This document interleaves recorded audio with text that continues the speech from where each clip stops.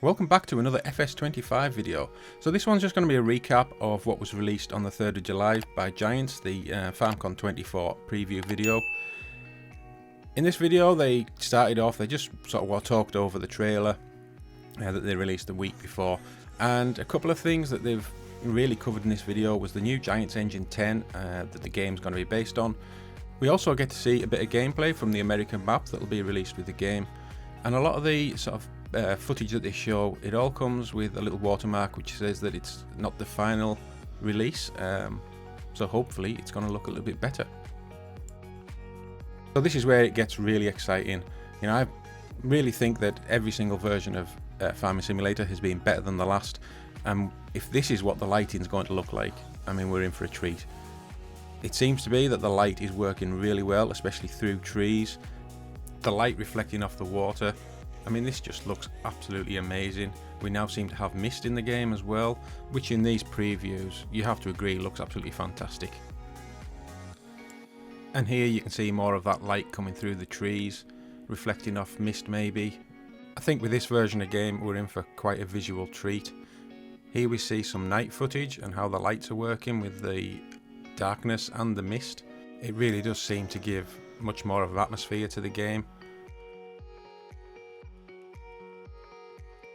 So here what we can see is how the light's going to work with clouds and casting shadows onto the ground. Again, a really good effect.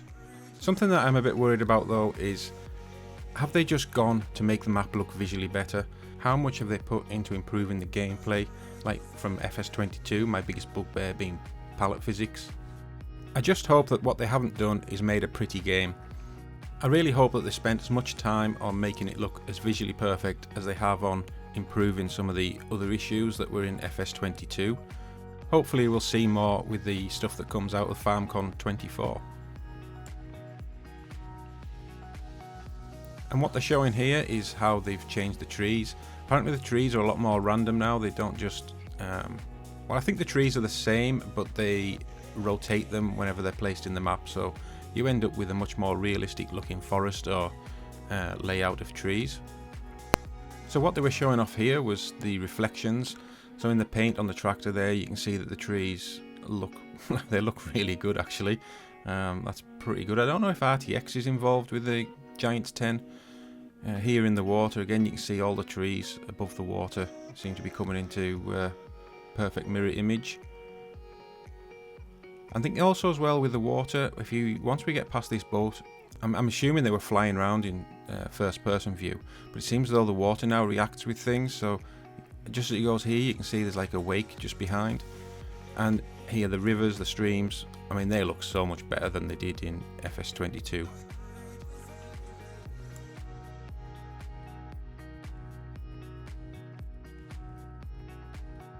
So now we get to see probably some actual game footage. And what they've talked about here was there's going to be over 420 machines from over 150 licensed brands within the game.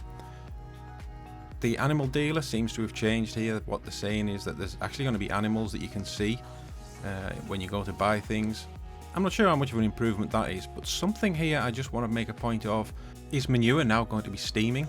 Coming from a family that's quite horse mad, I mean, that's pretty realistic. We got to see a little bit about the rice production here. So this looks like it's a polytunnel, which looks really good in itself, and here you are, you're growing your little saplings to go into your rice planter. Bit like any normal sort of production, like our normal greenhouses, the pallets will spawn on the outside and then you'll go and load these into your planter. So here we can see this happening, another bit of gameplay footage as well. Nice little animation here, loading up the rice planter. And then what we're going to see next is the rice planter going into the water. And this itself, again, it shows a bit more about the Giants Engine 10 and how water's going to react with equipment. So as the wheels drop in, you can see the water reacting perfectly well, creating a bit of that bow wave. Yeah, I mean, yeah, that's brilliant. Absolutely fantastic. Well done, Giants, for that.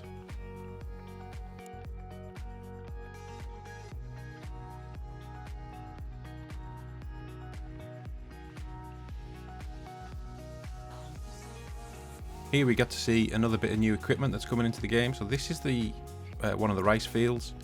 Although the field information is showing that it's soybean, so perhaps that's just like a pre-production thing. The mechanics haven't quite been sorted out just yet. But the rice crop does look really good. I'm certainly quite excited about growing rice in FS25 when it launches. So here we go, we can see the smaller rice harvester, the Japan 6130. Looks a bit like a sugarcane type of harvester. Probably has a small internal tank. I'm assuming that's the discharge pipe that you would offload into another trailer of some sort.